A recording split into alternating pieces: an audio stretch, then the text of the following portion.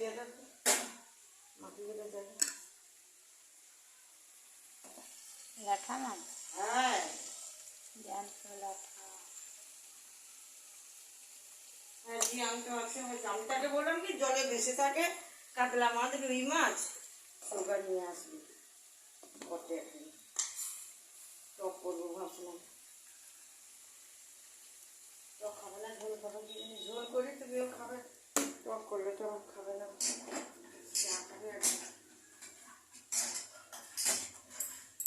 আলু দিয়ে ঝোল করি, ধনে পাতা বেটে এখানে রান্না হচ্ছে পুঁই চিংড়ি কাতলা মাছের তেল দিয়ে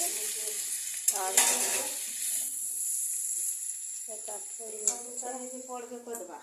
হ্যাঁ দেরি আছে। এদিকে আছে কাটা পেঁপে, পেঁপেটাকে মিষ্টি, এদিকে ডাল ভেজানো আছে, আমার চুড়ি হবে। এখানে সবজি আছে কুমড়ো, পেঁপে, আলু দিয়ে খিচুড়ি। আমার মা রান্না করছে জল দিয়ে না,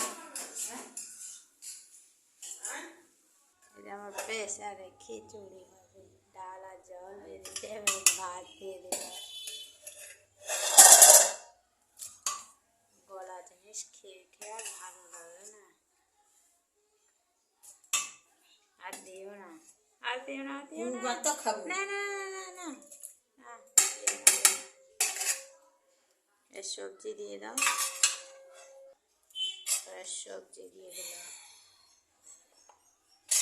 তোমরা চাল দিয়ে খিচুড়ি বানাও, এরপরে ভাতটা বানিয়ে তারপরে খিচুড়ি বানাবে, এভাবেও খিচুড়ি বানাবে ভালো। নুন কি দেবো,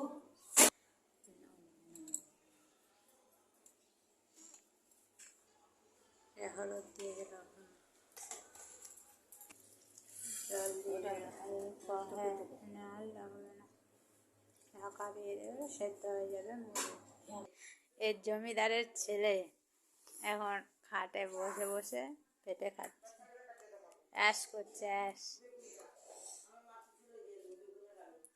পেঁপেটা মিষ্টি, হ্যাঁ মা নিয়ে এসছে আমার।